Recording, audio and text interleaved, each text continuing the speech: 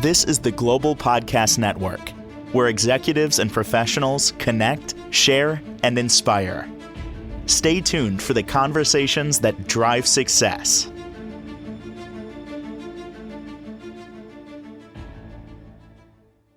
We are honored to have our friend, our coach, our author from Guided Resilience joining us. And she's the founder and professional coach, again, as I mentioned, an author as well. Cami Smalley joining us live today. And we're going to talk to her about her practice, the work she does, and of course, how she's helping you or can help you begin that path toward well-being. How's everything? Good. Thank you, Jill, for having me. I love talking about well-being. I clearly, and you know what? It's something that is important and it affects every single person in the world. And I feel like we could all do a little better with our self-care, with our well-being, our mindset, and improving ourselves because we only have one life to live. So we're on the same page, Cami. All right, By the great. way, pleasure to have you here. I know you're in Bayfield, Wisconsin. We're in New York, obviously, but we are talking about your concepts, your coaching, working with people all over, right? Yes. Yep. Perfect. So, Go ahead. well, there's a lot to talk about. I want to just a quick overview of what you do with guided resilience. Then we're going to break down some specifics of the most important things about the work you're doing. But then I'm going to back up. I really want to find out more about you. All right. All right. Well, guided resilience is a way for me to bring kind of a collection of all of my skills forward to meet clients where they're at. So I am a professionally trained health and well-being coach. I'm also certified as a yoga instructor. I'm a mindfulness teacher. I'm a heart math resilience trainer, and I bring all of that together to along to meet my clients on their path to well-being. My niche is kind of resilience work. So for years, I spent work in the Twin Cities, a much bigger metropolitan area, working in a busy urban hospital setting where clients were having to face, I was working with the employees at a hospital. And so that work was everybody from nurses, doctors to food service and the security in the hospital. Anybody with skin, that's my niche. If you have a heart and a body, then there's work that guided resilience can point you toward that is going to ease the sometimes very challenging life path that we find ourselves on at times. Beautiful. Well, thank you for sharing that. Now we're going to talk more, dive deeper into the power of resilience and what you're doing. But I want to know a little bit about you, if you don't mind. Oh, Uh, yeah, Give sure. me the background. I know your father was second generation family owned restaurant entrepreneur. Mom was full Yes. time mom. Explain a little bit about your background. Well, my life started as an athlete. I played basketball a couple years in college and I was a fitness instructor, spent my time in the gym, loved helping people, always move beyond just training the body for the physical outward appearance, and really loved developing the inner athlete, the one that understands the devotion, the discipline, the vision setting. And then as I got older, got married. I'm married to a physician.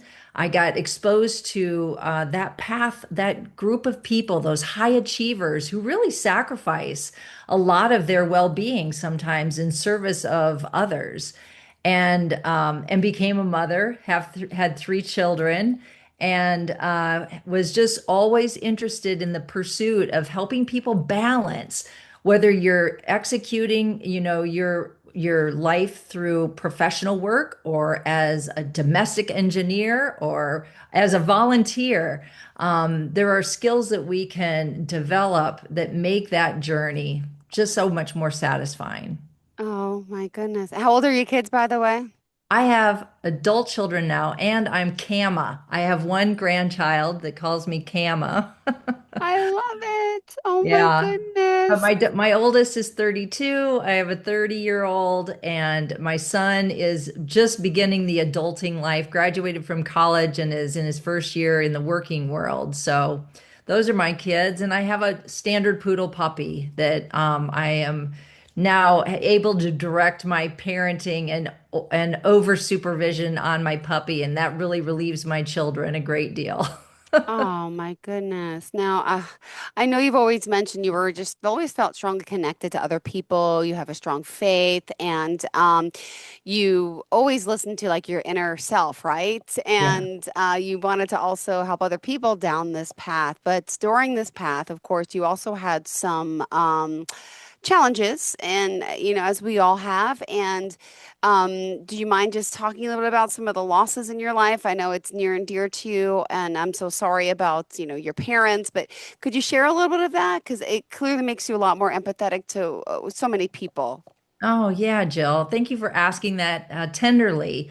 Those losses in life, that have been instrumental in forming me began with the illness and death of my parents. Actually, it began before that. There's all kinds of losses, but yeah, losing parents is one. And then during the pandemic, I lost my brother, and that's what's top of my mind right now because it is the anniversary of his passing just yesterday. And he was a special young man, very skilled, talented young man, but had some mental health challenges and became addicted to meth and died of an overdose during the pandemic. So Our sorry to family was hear. very open about what happened with Matthew. He was a very successful professional, Ah, and that journey has been a long one, and I've had to apply many of my own skills in trying to navigate that. And I'm a positive psychology and strengths-based coach. My faith is very important to me, my spirituality, which that has evolved over time.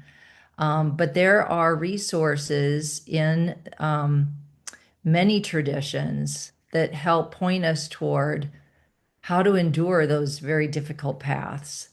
And I am happy to say that I spent the anniversary of Matthew's passing not feeling the loss of his absence, but remembering the closeness and the parts of Matthew that will remain with me forever. So those become moments and experiences in life then that add to our resilience.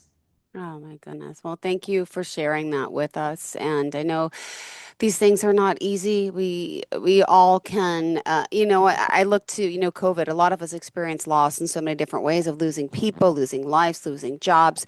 And it's something everyone in life has to go through. And unfortunately, we lose loved ones. And how do you get over that? Well, you have to be resilient. Well, what does that mean? What is resilience? And clearly, you're here teaching a self care guide in a sense to resilience and well being. And I think it's helped our audience understand a lot more why you're in this field. So let's talk about what resilience is and resilience as a practice, if you don't mind. Oh, yeah. Let me back up just a minute. I think Sure. the reason why my invitation to walk with people during, especially during the times that are difficult, is because the pace and the intensity of life often doesn't give people time to adequately integrate and grow from the difficult experiences. We're just always on to the next thing. There's always something next. And so that's why I wrote Mindful Pause, a self-care guide to resilience and well-being. And that book is divided into the steps that I feel like take us down a path toward that holistic well-being and resilience. And that first step is to stop. And when do we know when to stop? That's the resilience. It's being able to recognize I need some help in my ability to cope, to address change, to bounce back. I mean, kind of all those ideas that we think about with resilience, to cope with adversity, and you need time to do that. And time is something that our lifestyles don't always give us time for. And so that's my first ask with clients is, do you have the time to be able to engage in some effort on the client's part to direct toward their growth and integrating of these difficult life experiences to a place where they come out the other side feeling stronger? Yeah. Wow. Well, thank you for that. And, you mentioned to stay grounded and how resilience people say it's really more than bouncing back, right? It's had to remain calm, cool, collective, even in chaos. Yes. Yes. The So power that of pause, but I know you want to continue with this. yeah. Thank you. Well, that pause is the beginning. The stop is the first of four steps. It's to stop, and then the breathe pathway is to help people learn the skill of self-regulation. And breath and emotional regulation is a part of that equation. So that's the breathe path. The think path is just bringing forward to clients the new evidence that's coming out more and more all the time about this power of positive emotion, not to erode or distract from Mm-hmm. grief, but to hold gently at the same time, what I call in my work the equally true. That even at the same time that I might be facing a deep frustration, loss, or disappointment, it doesn't take away from the showing up of friends, the care, the beauty in the world, the resources that we can mobilize to add to our growth. So being able to hold a big container and not over-identify with just one part of our story. Got it. Thank you. And did you want to discuss more about, taking a little break, power of pause, how that's helping people? And yeah, could you share a little bit of this? Yeah. So the last step of that mindful pause is to choose.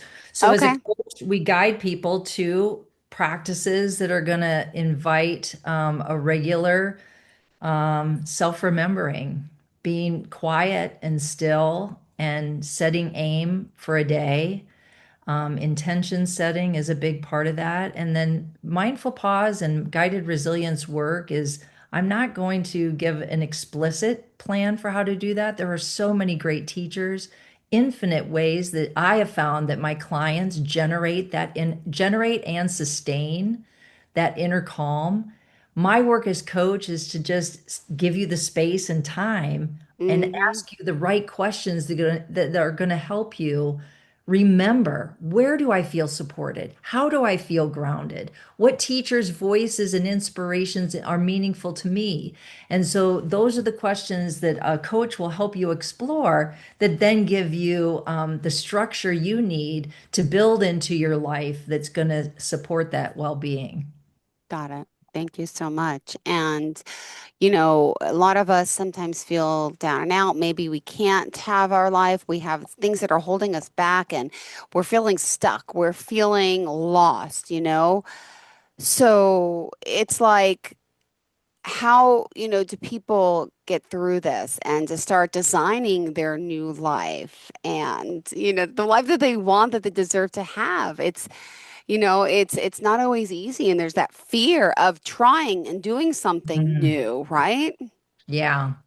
You know what, Jill, you bring up, you made me think of something really important. Up here, when I moved away from the cities, I spent 15 years trying to meet people in the hospital. This is the space they go to every day, fluorescent lighting, an agenda that has more on it than they can fit in a day. And then beyond that, there's the ever-present commitments of family, extended family, school, all that stuff. Mm-hmm. And it Yeah. was very hard to penetrate into the experience of someone who is so well trained to turn over their life in service of their work. And so when I left there, I moved to Bayfield, Wisconsin. I'm close to Lake Superior, the largest Uh, freshwater lake in the world by surface area. I have an office here myself, but I also work at a retreat center. yeah. I found that the decision to get away into a new space, to retreat. And that can be done in your own home, a virtual session with a coach, or to physically go to another space where you can meet yourself in a new environment, free from the habit of being on the treadmill, as the saying goes, in the rat race. And the more we can give a distance from that, it allows us to open up to exploring some of the thoughts, habits, ways Yeah. of thinking that interrupt our ability to do some of this very important work. So, getting away from ourselves Yep. and Mm-hmm. the lives that we've generated and created is sometimes a very important part of initiating, like you said, overcoming fear, I've had many women and men show up at the retreat center that are like, I've never done this before. I don't know. Can you help guide me? And that's why I love that word guided resilience, because sometimes people just need someone to walk with them through this uncharted territory. Yeah, beautiful. Thank you so much. And as a coach, how were you working with people and people of all ages, all types? Is there any certain, restrictions or limitations? Because you do the individual coaching, workshops, retreats, and there's a lot to that. Public speaking as well, and like meditation too, right? Yes, yes. So yeah, I guess I have developed a very uh eclectic mix of how I work with people that kind of satisfies my own interest level. I do virtual coaching with people. I offer in-person classes of yoga and resilience training with the heart math work and mindfulness. I work at a retreat center. I have a retreat coming up at the Wild Rice Retreat Center in Bayfield, Wisconsin, coming up in November, where our theme is going to be to work with change, transition in the season of fall. So nature works with us, kind of pointing us towards some wisdom that we can consider. Um, and so I work with people online weekly, guiding practices of mindfulness. I teach a midday pause on Tuesdays. It's free. You can jump in on a Zoom, uh, pause with me, less than 15 minutes. I like a midday nudge to kind of help remember to go fill up your water bottle, or if you've been sitting, to stand and just self remember, come back to a mindful practice. I do Yeah, that again on Thursday mornings. I teach a mindfulness pause, a mindful pause at 7 a.m. as yeah, again a nudge. These are the kinds of practices. Pay yourself first. Start your day giving yourself a treat. yeah. And really setting intention and embodying what this day can mean for you, and what you are looking to contribute and bring into the day. So Wow. those are some of the things that I offer, and love the diversity of it. And it's really, I work with adults, to that part of your question. I work with adults because there is in the type of work I do, there is an emotional maturity that we need to be able to access, and young people deserve someone with a particular skill set that can meet them as they're developing that maturity. Wow. But I like to work with adults that are able to have the capacity to mobilize, starting to move beyond the ego attachments and identifications and start to evolve into a greater sense of their being and their potential of living into a more diverse, narrative about how they're showing up in the world. Got it. Wow. And the work that you're doing, I would love to hear. Also, I want to hear some stories about the people you've helped. And then Yeah, I need to bring up, your book. Obviously, Mindful Pause, and it's a yeah. self-care guide to resilience and well-being. And beautiful. How did you decide to do this? Well, I worked with niche publications there, and they designed a coaching program for me. So I didn't just sit down and write this book. I knew that I was going to need someone to help guide me to through this effort. And I wanted a product that was going to be an aid to the clients that I work with. So this is really kind of just taking the structure of my coaching work, kind of the essentials, and putting it into a book so that, when I meet with clients, is generally about a 50 to 60-minute session, and we can't cover everything that I hope to share. And coaching is very different than teaching, but there is some teaching that is valuable to a client to understand better why I'm asking them to follow a certain path of growth and development. So that's why I wrote Mindful Pause, was just to be a resource aid for the clients that I work with. Beautiful. Wow. And with this book, right? How many chapters is it? Oh gosh, that's a good question. Is there? Oh, that's okay. I mean, just I know it's a step-by-step process, right? Where Yeah, people yeah. can learn and who would you say really would benefit most from this book?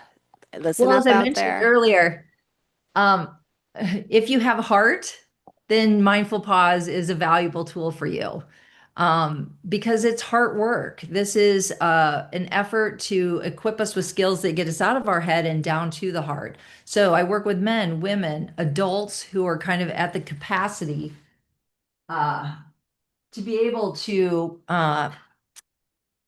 work at that kind of level. Mm-hmm. So if you're burnt out, stressed out, what other types of things are people dealing with that you're really help building their resilience with? Oh, that has been a variety of things. When people experience loss, like I have, when they lose a beloved, I worked with people when they have transitions in their work experience, which were, that's always dynamic. So people, facing retirement or their job is eliminated and they have to redefine themselves, and uh, people who are experiencing changes in the physicality of their in the aging process and trying to understand. I've coached women approaching menopause, and men that are not experiencing the same aggressive drive in their career path as when they were younger, and helping them mobilize wisdom over brute strength. Yeah. So I think the consistent thing is change. When people are experiencing change and they're uncomfortable with it and they're attached to a prior version of themselves, and Yeah. that could be men, women, a variety of conditions in life. And so just opening up possibility, exploring maybe a new way of being in relationship to life that sometimes needs some gentle support, maybe some resourcing, maybe a little bit of teaching involved in that relationship. Well, you know what? I just love that. And I want to talk about some of the people you've been helping, but there are some great reviews on Amazon and saying you provide the reader with a complete toolkit in a sense to redirect energy for healthy living and simple, basic exercises to guide one's journey wholeness, complete with solid and scientific evidence. Make this book guide to keep by your side for any age. Its style is easy to understand, practical, and laced with real first person stories that are relevant for all. Truly, this is written with heart for every person. That's from an RN named Susan G., who I'm sure you know, um, because clearly, there's great reviews about the book and the work you're doing, and I just love hearing, the testimonial aspect of how you as a coach, how you as an author, how you're helping people and changing and moving on. Do you want to share Oh, some more yeah. of these stories? I mean, thank Yeah. you, thank you, thank you. Yeah. I guess fresh in my mind is I just worked on a project with Well Coaches. Well Coaches is who trained me, and I'm professionally certified with Well Coaches. And occasionally they get clients from institutions, and we just got done doing a project with female physicians, and these are physicians out at Harvard and the Wellesley area, and they women professionals, especially at the caliber of a Harvard physician, really are vulnerable to what I describe in Mindful Pause as, well, the overachiever, the high achiever, and they begin to wear the stress and strain of a very critical, self-critical lifestyle. And so having the opportunity to work with some of them and to give them space to think about themselves, which by our conversations, it is obvious that they often don't get that kind of opportunity. They each in their own way had some really deep, thoughtful, powerful insights by just establishing time for themselves in a session with me. Um, Sometimes moved to tears one of the things a coach does is just reflect back what I'm hearing someone say, and to note as a strengths coach the strengths that I see emerge in their story. And they're not used to getting that kind of Mm. affirming feedback. And I just feel like it's a real honor for me. They Aw. witness things as physicians that you and I know I couldn't bear. Mm-hmm. They're real warriors in a respect. And I walk with people in one version of suffering, but physicians really show up to individuals, families at some of the most traumatic times. And so for them to be a recipient of some attention and some care has been really powerful. Wow. And And I love that you also offer, free resources to people and you're yeah. always here to help. And we appreciate that. Thank you. Oh, yeah, you're welcome. At this time, we must go. And I do urge people to go to your website because I did check out that free guide. And unfortunately, we're out of time, Cami. Oh, my goodness. How can we contact you, get that free guide, and of course, contact you to work with you if we're interested? Yeah, folks can go to guidedresilience.com, and there's an easy place for anyone interested to set up a discovery call with me. And if you're not used to coaching or want to just learn more about it, we can have a 20-minute conversation about that. And I just love talking wellness and well-being. So I'm open to at least having that conversation and exploring what you're looking for on your path. Got it. Well, thank you so much. I appreciate your time here and looking forward to the next time we get to connect. Thank you. This is the Global Podcast Network, where executives and professionals connect, share, and inspire. Stay tuned for the conversations that drive success.